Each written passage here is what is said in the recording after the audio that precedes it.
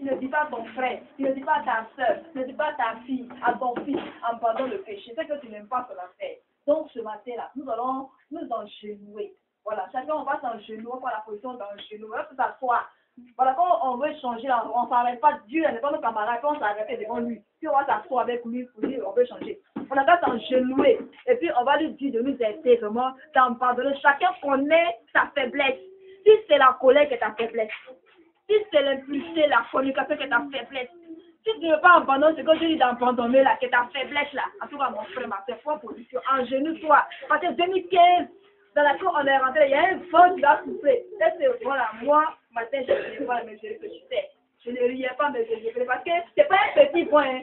Si Dieu a montré ça à un musulman, si c'était un chrétien, on dit que oh, les chrétiens, les histoires de révélation, mais c'est un musulman. Et après avoir une révélation, il est mort. Donc, on ne peut pas jouer avec ça. On va dire à quelle partie à Dieu, Dieu aide-moi. Moi, c'est la communication qui me fatigue. Moi, c'est la colère qui me fatigue. Moi, c'est la jalousie. Moi, c'est la méchanceté. Moi, c'est la sorcellerie. C'est la mauvaise pensée. C'est tous ces péchés à la fois qui me fatiguent. Mon frère, ma soeur, prions ce matin. Encore prions Jésus. Que Dieu nous aide à changer. Que cette année 2015 là, que les gens puissent rendre témoignage. Que la soeur là, 2014 là, elle a pas sorti en fait valable. Le 2015 avait ça passé, elle a fait valable. L'année passée là, elle avait fait des gars. 2015 là, elle a arrangé sa vie. C'est là, elle a fini les critiques, mais cette année là, elle ne critique plus les choses. Vous savez, quand il m'a pour les critiques, elle parle d'autres choses. En tout cas, on va prier le Seigneur pour cette année 2015 là. Pour qu'on puisse changer de manière définitive. Comme ça, quand le froid là va souffler là, peut-être que Dieu là, du fait qu'on s'est repenti, Dieu va nous sauver. Du fait qu'on s'est repenti, même si on a été à terre, on prie le Seigneur. même si on a été à terre dans la guerre, qu'on puisse mourir dans les bras de Jésus-Christ. Nous qu'on soit dans le roi de Dieu, dans le ciel la grâce, maintenant, c'est mort en enfer. Dieu le Seigneur, Dieu nous allait dans le mal, que Dieu nous allait dans le péché, que Dieu nous allait dans tout ce qui est mauvais, dans l'ingratitude. Prions le Seigneur. Prie le Seigneur. Prie le Seigneur. Prie le Seigneur. Parce que Dieu essaie de nous avertir. Tout le monde. Dieu essaie de nous avertir. Oui, si jamais on arrive à mourir et que vraiment, il ne nous avait pas avertis, vraiment c'était autre chose. Mais ce matin, il nous avertit. Ce matin, il nous avertit. Ce matin, il nous avertit.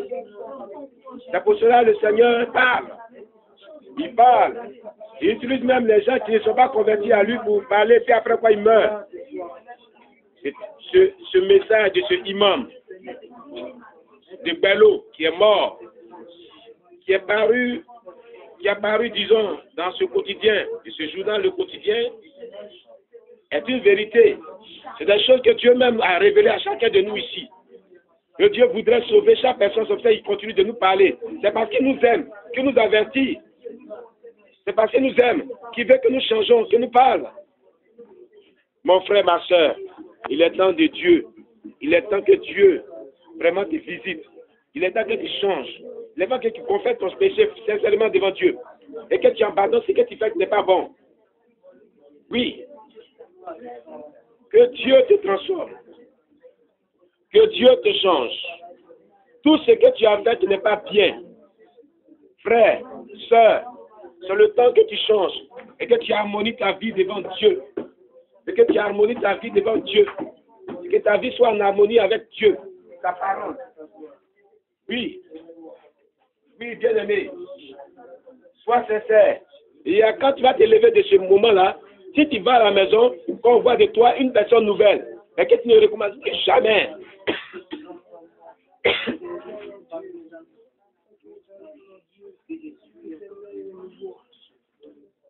Gloire à Jésus-Christ. Alléluia. On acclame très très fort le Seigneur Jésus.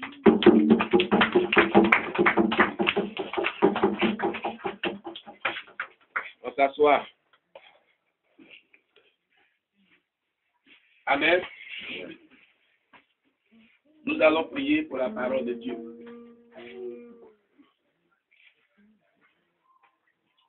va prier pour ce message de ce dimanche.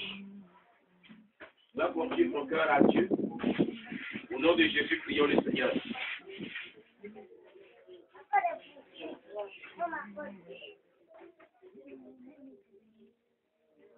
Prie le Seigneur Jésus pour sa parole.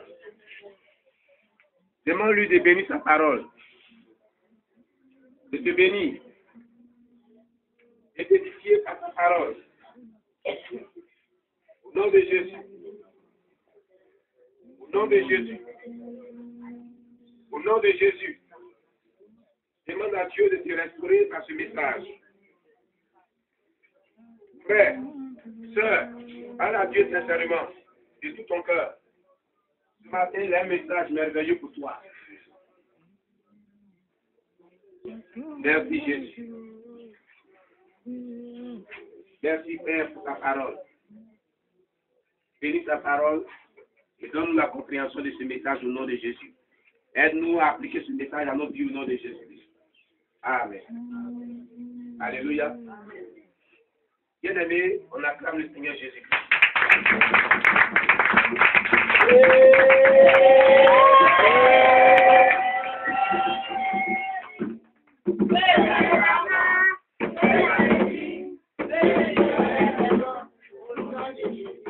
Amen. Très bien-aimés, ce matin, que la paix de Dieu soit sur nos vies, nous tous. Vous voyez, les messages que Dieu donne vont ensemble. Oui, vont dans le même sens. Toute la nuit, hier, le Seigneur m'a donné un message. Ce message-là va encore dans le même sens qui c'est que on vient de dire ce matin. Alléluia. Ce message, il est dans le livre d'Ésaïe. Ce message parle de l'histoire d'Ézéchias, le roi Ézéchias. Voici un homme. Donc nous allons lire son histoire un peu. Et au travers de son histoire, Dieu va nous donner l'enseignement qu'il voudrait qu'on reçoive, la parole qu'il voudrait que nous recevons de lui. Amen. Voilà. Ésaïe chapitre 38. Verset 1, verset 8. Aussi, 2 Rois chapitre 20, verset 1 à 20. Et puis 2 Chroniques chapitre 32. Ça parle de la même histoire. Mais pourquoi on choisit différents passages pour relever tout ce que Dieu veut que nous recevons comme enseignement de ces passages bibliques. Amen. Nous partons avec le premier passage d'Ésaïe chapitre 38, verset 1 à 8. En ce temps-là, Ézéchias fut malade à la mort. Le prophète Ésaïe, fils d'Amoz, vint auprès de lui et lui dit: Ainsi parle l'Éternel, donne tes ordres à ta maison, car tu vas mourir, et tu ne vivras plus. Ézéchias tourna son visage contre le mur et fit cette prière à l'Éternel. Ô Éternel, souviens-toi que j'ai marché devant ta face avec fidélité et intégrité de cœur, et que j'ai fait ce qui est bien à tes yeux. Ézéchias répandit d'abondantes larmes. Puis la parole de l'Éternel fut adressée à Ésaïe en ces mots: Va et dis à Ézéchias, ainsi parle l'Éternel, le Dieu de David, ton père. J'ai entendu ta prière, j'ai vu tes larmes. Voici, j'ajouterai à tes jours 15 années. Je te délivrerai, toi et cette ville, de la main du roi d'Assyrie. Je protégerai cette ville. Et voici de la part de l'Éternel le signe auquel tu connaîtras que l'Éternel accomplira la parole qu'il a prononcée. Je ferai, c'est ça non? Je ferai reculer de 10 degrés. Voilà. Je ferai reculer de 10 degrés en arrière avec le soleil, l'ombre des degrés qui est descendu sur les degrés d'Akaj. Le soleil reculera de 10 degrés sur les degrés où il était descendu. Alléluia. Amen. Nous prenons 2 Rois, chapitre 20, verset 1 à 11. On garde les mêmes pages. Et puis on va revenir à ces pages.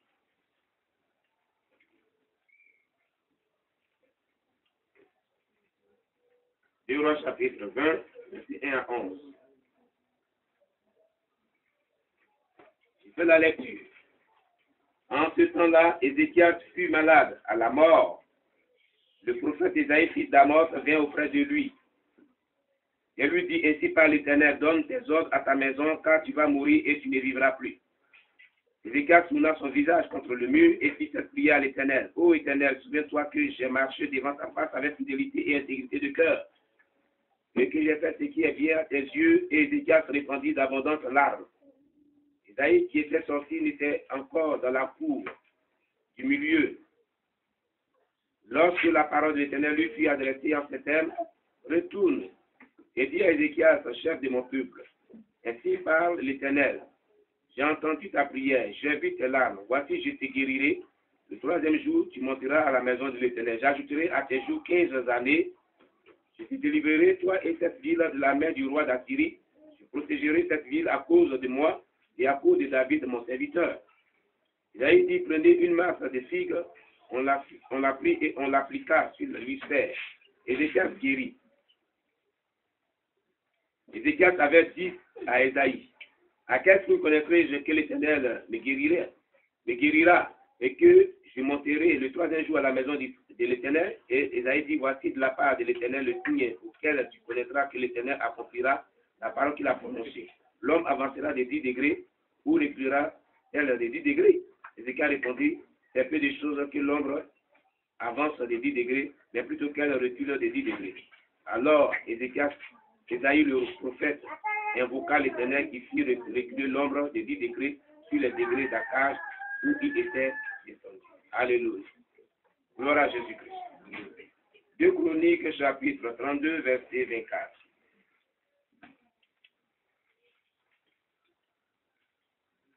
Amen.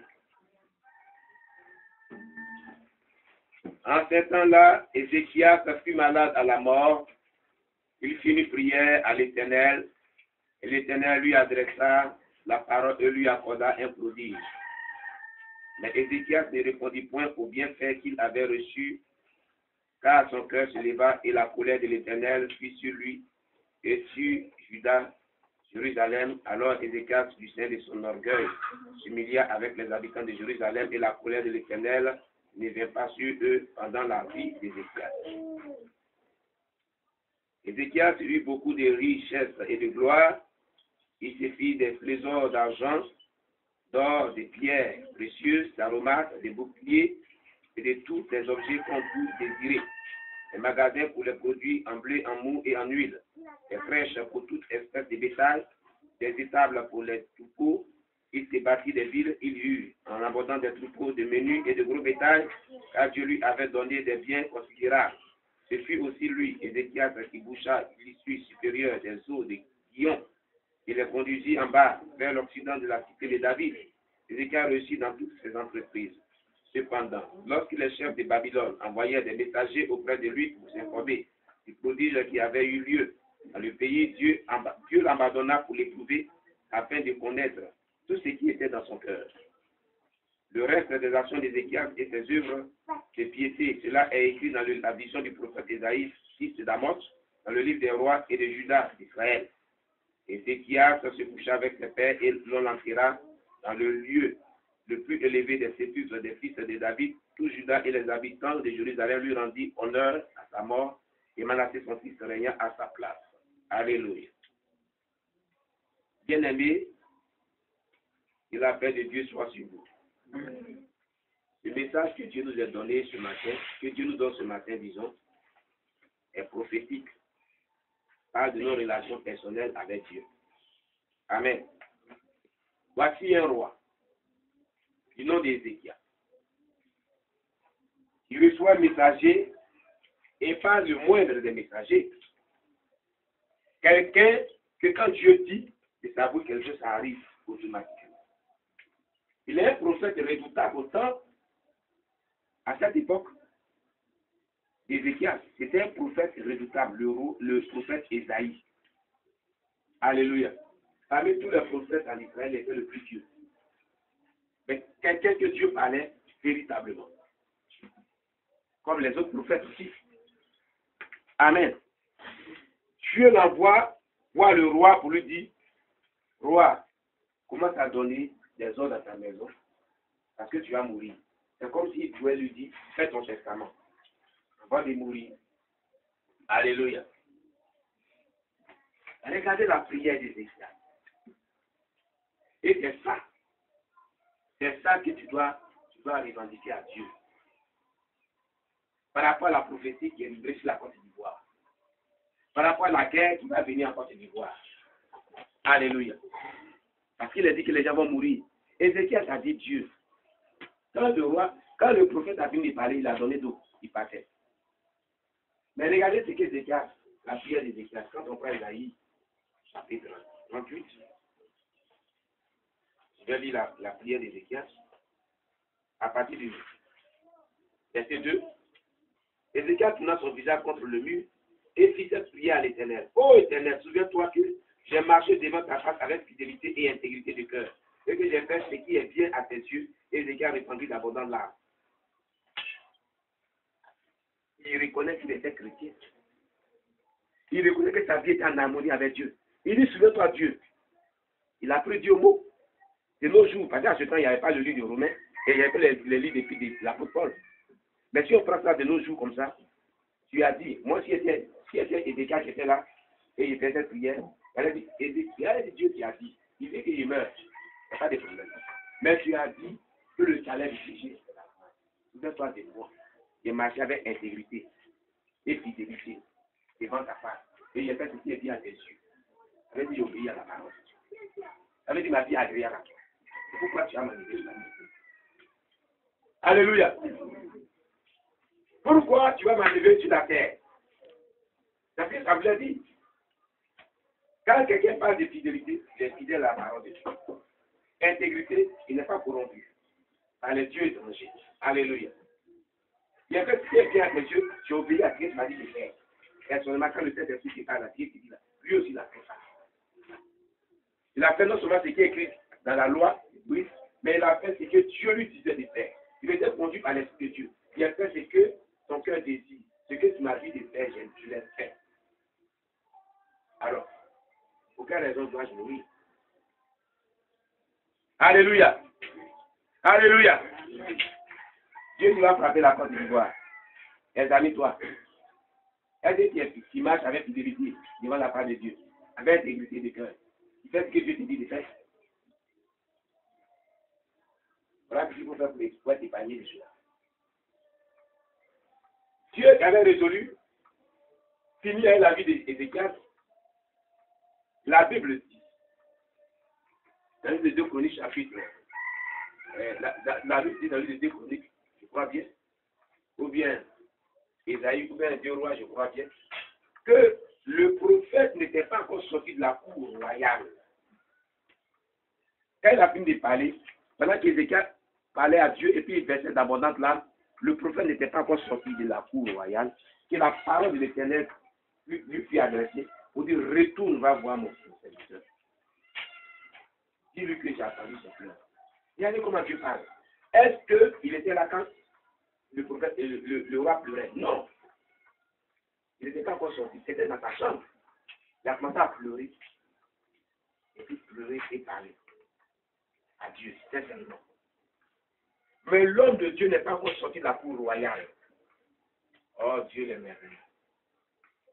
Si tu as une bonne relation avec Dieu, que tu t'appuies sur, tu prends Dieu au mot et que tu fasses sincèrement Dieu, ta réponse est immédiate. Son effet, l'effet de ta réponse est immédiat. Amen. Amen. Alléluia. Il agit immédiatement. Il te répond immédiatement. Il vraiment exauce ta prière immédiatement. L'effet de ta requête est vraiment visible. Alléluia. Gloire à Jésus. Ça n'avait pas duré une journée. On dit que le prophète n'était pas, le prophète n'était pas ressorti de la cour. Que Dieu lui va dire à Ézéchiel. C'est comme il a prié comme cela. Je le guérirai non seulement, mais j'ajouterai 15 années sur sa vie. Alléluia. Alléluia. Alléluia. Amen. Quand moi j'ai lu, on m'avait raconté l'histoire quand j'étais encore un chrétien. Mais la première fois que j'ai lu et j'ai relu l'histoire, j'ai relu l'histoire, j'ai compris beaucoup de choses. Les 15 autres années d'Ézéchias n'ont pas été une bonne année. Pas été une bonne relation.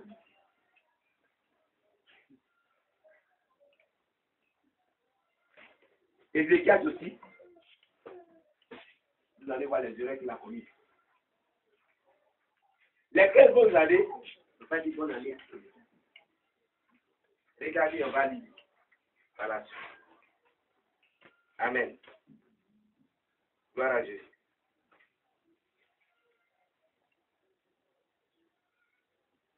Quand on lit à partir d'Ésaïe chapitre 39, quelqu'un nous lit Ésaïe chapitre 39.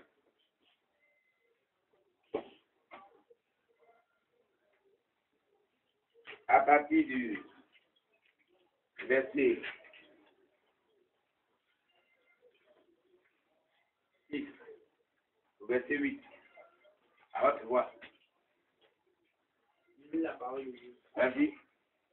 Les jours viendront où l'on emportera à Babylone tout ce qu'il a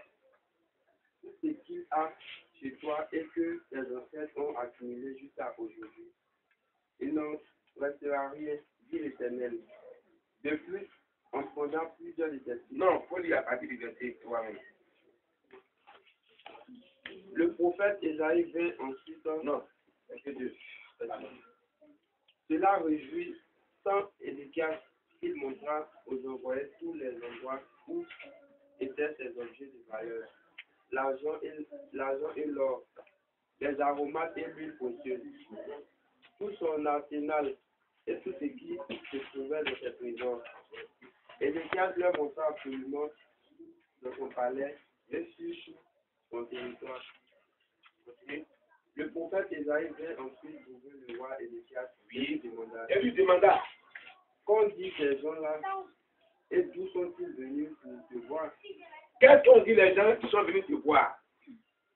Ézéchias répondit, ils sont venus d'un pays éloigné, de Babylone, pour me voir. Pour me voir. Ésaïe ajouta, qu'ont-ils vu dans ton palais? Qu'est-ce qu'ils ont vu dans ton palais? Ézéchias répondit, ils ont vu tout ce qu'il y a chez moi. Je leur ai montré absolument tout dans mes trésors. Alors Ésaïe dit à Ézéchias, écoute la parole de l'Éternel, le maître de l'univers. Les jours viendront où l'on emportera à Babylone tout ce qu'il y a chez toi, et que tes ancêtres ont accumulé jusqu'à aujourd'hui. Il n'en restera rien, dit l'Éternel. De plus, on prendra plusieurs de tes fils, de ceux qui sont issus de toi et dont tu es le père, pour faire des eunuques dans le palais du roi de Babylone. Continuez. Ézéchias répondit à Ésaïe, la parole de l'Éternel que tu viens de dire est bonne. En effet, ajouta-t-il, il aura paix et sécurité pendant ma vie. Regardez, non. Ah oui. Regardez. Regardez, non. Ézéchias répondit à Ésaïe, la parole de l'Éternel que tu viens de dire est bonne. En effet, ajouta-t-il, il y aura paix et sécurité pendant ma vie. Regardez, non. Pendant ma vie. Et tes enfants. Et ta femme. Parce que la prophétie de, regardez l'erreur qu'il a fait.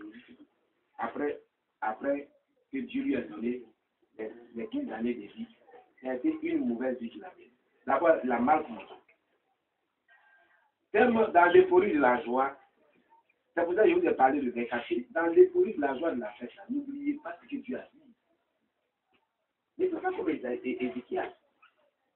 Dans l'euphorie de la joie de la bénédiction, quand l'homme Dieu le bénit, là, il oublie. Il commet des erreurs graves. Ça n'est pas grave. Il oublie où il est quitté. Comment il a souffert. Comment il vivait sa vie chrétienne. Il oublie. Hein. Je vous ai dit ici qu'on a médité sur le message de Joseph. Elle a dit à ses prisonniers que Dieu, le prisonnier qui a interprété son songe, il dit, si Pharaon se relève, ne m'oublie pas, oh. Ne m'oublie pas, oh. Quand Dieu va te bénir, il ne faut pas oublier moi, l'homme de Dieu. Ne m'oublie pas. La prophétie qui est sortie de ma bouche. Ne m'oublie pas, oh. Il a dit aux gens, il dit, il dit non. On ne va pas faire comme lui. Alors, il y a des gens qui m'ont oublié. Hein. Même qui m'ont déjà oublié. Alléluia. Amen. Ah, c'est vraiment vous que c'est passé, non? François m'a dit. C'est pas dire où c'est passé. Qui était là quand il parlait comme ça, non? Hein? Pas de là, non? Et il y en a qui disent, non, on ne va pas t'oublier. Comment? Mais ceux qui ont dit comment là? Ils m'ont oublié. Alléluia.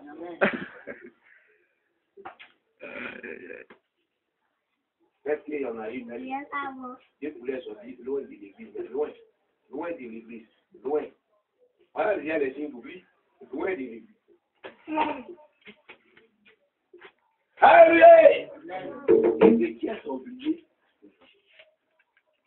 Ézéchias a oublié sa femme. Il n'a pas pensé à sa femme, il n'a pas pensé à ses enfants. Regardez ce que ce roi a fait. Dans l'euphorie de la joie, les gens sont venus pour s'enquérir de ce témoignage merveilleux, de comment tu l'as délivré. Relis Ésaïe, chapitre 38. Relis le verset 1. Verset 1. À cette époque-là, Ézéchias fut atteint d'une maladie mortelle. Ésaïe chapitre 39, hein. Verset 1. À la même époque, le roi de Babylone, Mérodach Baladan, fils de Baladan, envoya une lettre et un cadeau à Ézéchias, car il avait appris sa maladie et son rétablissement. De là résultant, Ézéchias montra aux envoyés tous les endroits où étaient les objets de valeur, l'argent et l'or, les aromates et l'huile précieuse. Alléluia. C'est bon. On dit à ce temps, Maroudash Baladan, fils de Baladan, roi de Babylone, envoya une lettre et un présent à Ézéchias parce qu'il avait appris la maladie et son rétablissement. Tous les envoyés là sont venus avec une lettre. Et puis il est présent, simplement. Parce que j'ai appris la maladie et son rétablissement. C'est le miracle que Dieu a opéré là. C'est ça qui les intéresse. S'ils sont venus, racontez comment c'est fait. Ça s'arrête là. C'est ce que Jésus l'a prendre. Hein? Mais dans l'euphorie de la joie, dans la bénédiction, dans la joie de ce miracle, il ouvre le palais de Dieu. Des Babyloniens qui adorent les dieux étrangers. Des incirconcis de cœur. Les trésors de ses ancêtres. La richesse de ses ancêtres. Il dit, venez. Ainsi, c'est que les faits.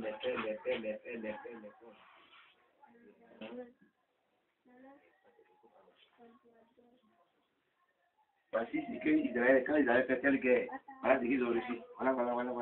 Quand Abraham vivait, voilà ce qu'il a laissé. Quand Jacob vivait, voilà ce qu'il a laissé. Quand Moïse était avec Israël, ils ont traversé la mer rouge. Tout ce qui était meilleur dans le temple même, il a tout dit. Tout ce qui est en or. Lui, Salomon, le roi, qui était riche, avec tous les rois en son temps. Il y avait tout l'or du monde entier. Voilà ce qu'il a laissé. Voilà l'or là. Voilà tout. Il dit,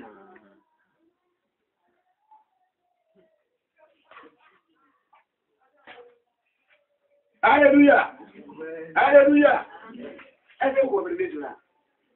Hein? Pour ajouter ça bien dessus, vous comprenez? Gardez la page. Parce qu'il n'a pas pensé à ses enfants. Est-ce que le prophète dit? Quand le prophète dit que c'était bon, au moins, autant de bon existant, il aura paix, il aura paix.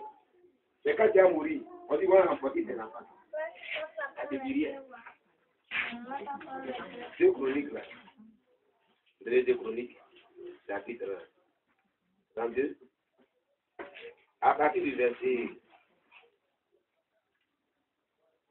31, le verset 31 lui-même. Lisez le verset 31. À votre voix. Lorsque tout cela fut terminé, tous les Israélites qui étaient présents partis de les villes de Juda. Oui. Ils brisaient les statues. Le verset 31 de Chroniques, chapitre 32, le verset 31. Oui, vas-y. Cependant, lorsque les chefs de Babylone envoyaient des messagers auprès de lui pour s'informer du prodige qui avait eu lieu dans le pays, Dieu l'abandonna pour l'éprouver afin de connaître tout ce qui était dans son cœur. C'est bon. J'avais pleuré pour que Dieu te donne encore des jours. C'est pas les problèmes.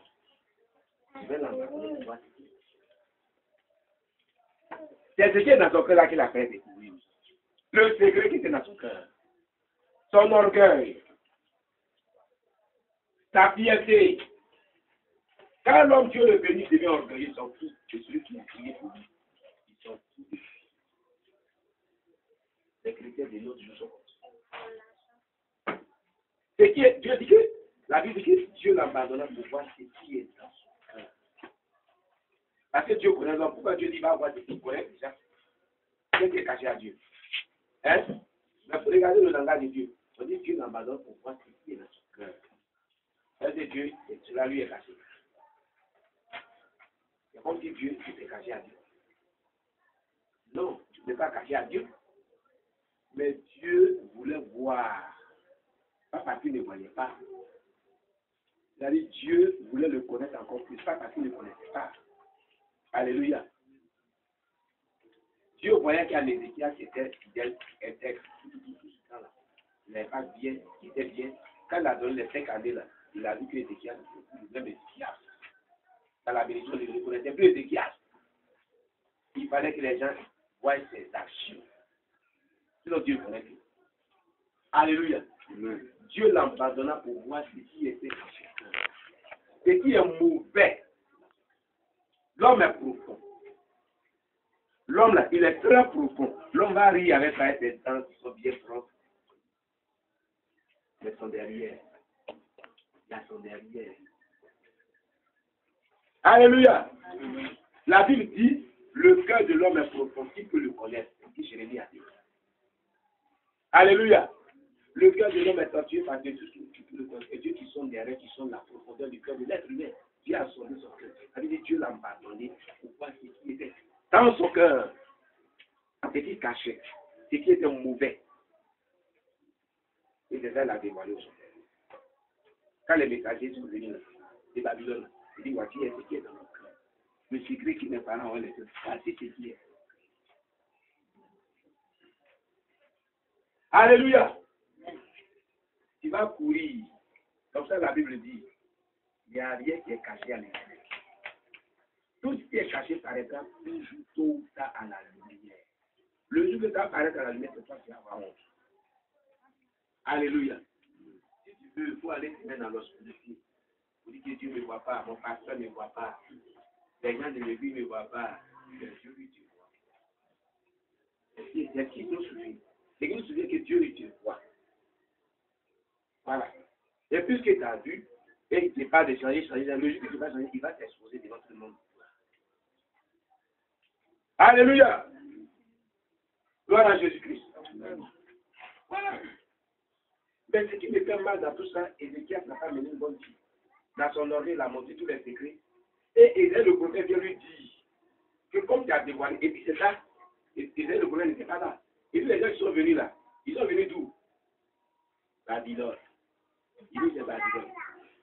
Toi, tu es roi, tu sais qui sont les Babyloniens. J'apprends des voilà, ce que les parents l'avaient eu. Tu sais ce que les parents, ce que les Babyloniens ont fait ses parents.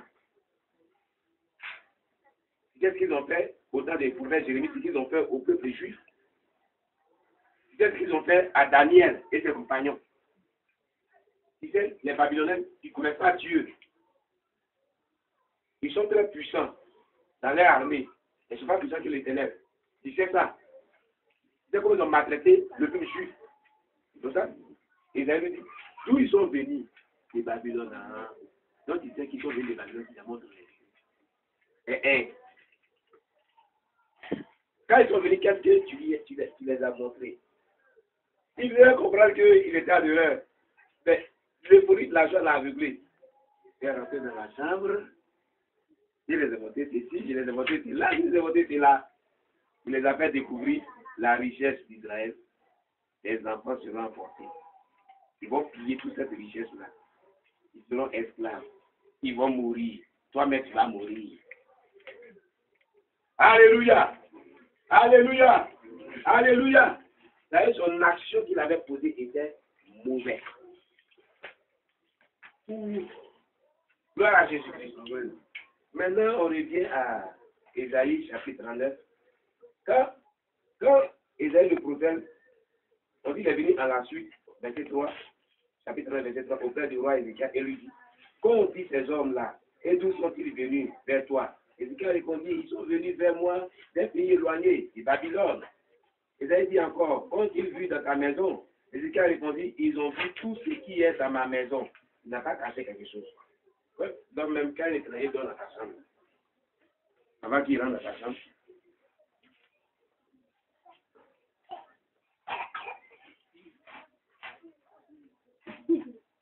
bon, il a fait le lit, hein. C'est le lit qui t'intéresse.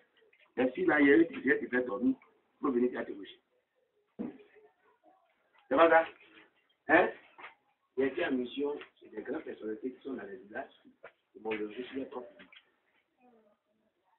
Mais avant qu'on me fait rentrer, je rentre d'abord, je passe un bon moment d'abord. Il a été confronté avec la carrière. Il a dormi sur la ligne. Il y a plus grand chose. Il a dormi sur la ligne. Il y a un fidèle de l'église. C'est un jeune homme, hein. Il est plus. Amen. Son papa, c'est son arrière-papa, c'est le plus grand sorcier de leur village. Personne ne pouvait les gagner. Oui, il ne savait pas ça. Quand il est parti, son papa m'a indiqué spécialement. Sa mère avait une grossesse, mais en fait, elle est morte dans son ventre ici. Je sais, c'est plus moi. Il y a 3 jours. Les pères se derrière parler, ils n'ont pas 5 ans. Ils allaient. Ils ont pris la main. Il dit, au nom de Jésus, l'enfant, il n'a qu'à venir. L'enfant n'a qu'à bouger. L'enfant qui est mort depuis 3 jours. Depuis 3 jours, l'enfant qui est mort dans le ventre a commencé à bouger. Je vous dis quelque chose ici. Et puis on dit, ah, quand l'enfant est venu, ils sont partis. L'enfant est venu, l'enfant est mort.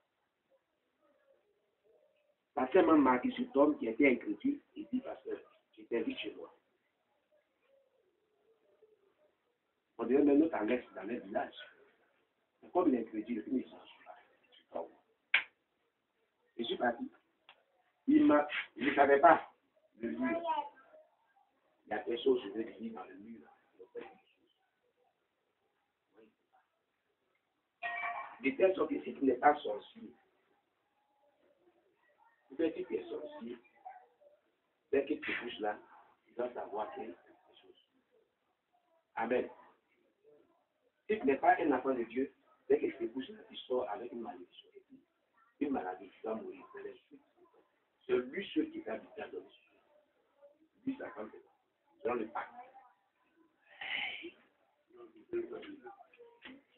Il dit, il voulait aller me voir, donc il m'a payé. Et qui tu t'inquiètes, ta femme, tu ne l'as pas payé. Là, tu as le péché. On a bien mangé, on a prié du soir, on a prié d'envoyer les gens, on a prié tout. Puis arrivé, on a vu les gens clairement. Tout après ça, voilà, tout ça a donné, il n'y a pas de problème. Lui-même, il n'a pas donné la lettre, il voulait voir. Il n'y a plus de glace comme à donner, il n'y a plus de prix, mais ça ne veut rien. Ma tête, pour c'est moi qui l'ai laissé. Il donnera prier, on va dire. De toute façon, il y a quelque chose à te dire, ma maman compris là, non. On va bien le dire là, non. Donc, de tout ce qui arrive, et puis moi, je me suis continué à dire. Mon frère, je suis sorcier. Le lit là, c'est son lit sur lequel la commencé à me raconter ce qu'il est.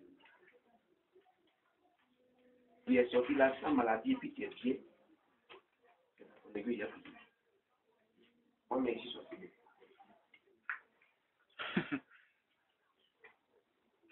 Alléluia. C'est dans ton église, j'ai plus. Gloire à Jésus-Christ. J'ai dit, on met une église ici, il y a place.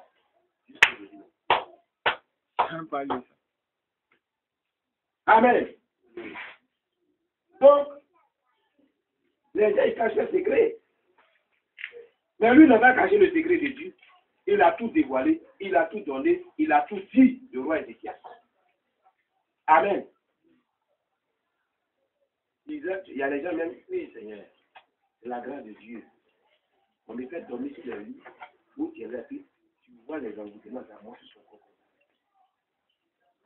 Mais eux-mêmes, quand ils se réveillent matin, puis tu réveilles, puis tu prêches, tu pries pour eux, puis Dieu se manifeste, puis tu t'en vas. Il dit, c'est un homme de Dieu. Alléluia. Voici. S'il était mauvais, puis il y avait un petit nain qui était déjà mort de Dieu. Il est dormi sur des lits envoûtés préparés spécialement. Piégés. Le monsieur assis sur des chaises piégées. On m'a rendu ce témoignage. Un homme de Dieu dit sa fille spirituelle, tout récemment là. Donc on connaît le réunion familiale. Elle est partie et l'oncle a convoqué chez qui il a convoqué là. Ils ont mis comme une chaise qui est plus supérieure à d'autres chaises et puis la chaise est très bien jolie. Lui, le nombre, et puis elle est nièce. Et puis ils sont venus. Il y a encore d'autres neveux, une autre nièce qui sont là. Eux qui ne sont pas encore venus. Et puis, l'oncle dit, ça fait que les fêtes sont là. Les autres sont là. Ah non, moi, je ne vais pas le tabouleux là. Et non, toi, tu dois être bien assis, ma fille. Voilà. Tu peux te demander si tu peux t'asseoir ici. C'est l'amour. Elle dit non, vraiment. Moi, je vais m'asseoir en hauteur là. Je vais m'asseoir à terre. À terre même, ça me suffit. Là, les qui te disent, tu as dit à terre là, c'est bon même. Il y a un neveu qui est venu. Il dit, après, ici là, tout le monde a dit, mais pourquoi quelqu'un ne s'assoit pas là? Il peut s'asseoir. Boulou. Et elle s'assoit. Il a commencé à parler. Il est mort sur ça. Il est mort là. Elle a commencé à prier pour lui, mais il était bien parti. Ils ont piégé la chaise là pour elle. Elle a regardé. Elle a regardé son nom et on a dit, hein? Réunion la même année. C'est bon même. On va passer le 30. 31 là. 31 là. Réunion des familles. Alléluia. Amen. Dieu est puissant. Mais Dieu est un Dieu de sagesse. Alléluia. Ce roi-là, il montre tous les secrets. Et que le prophète de David parle que non, ils vont venir dépouiller dans ta maison, tout. Et puis il y a ce qui dit. Le prophète dit, il dit encore, contribue dans ta maison. Bon, d'accord. Alors il a dit à Ézéchias, au verset 5. Ésaïe chapitre 39, verset 5. Écoute la parole de l'Éternel des armées. Voici les temps viendront où l'on emportera à Babylone tout ce qui est dans ta maison et ce que tes frères ont amassé jusqu'à ce jour. Il n'en restera rien, dit l'Éternel. Et l'on prendra tes fils qui seront sortis de toi, que tu auras engendré pour en faire des eunuques dans le palais du roi de Babylone. Et Ézéchias répondit, c'est ça qui m'a beaucoup marqué.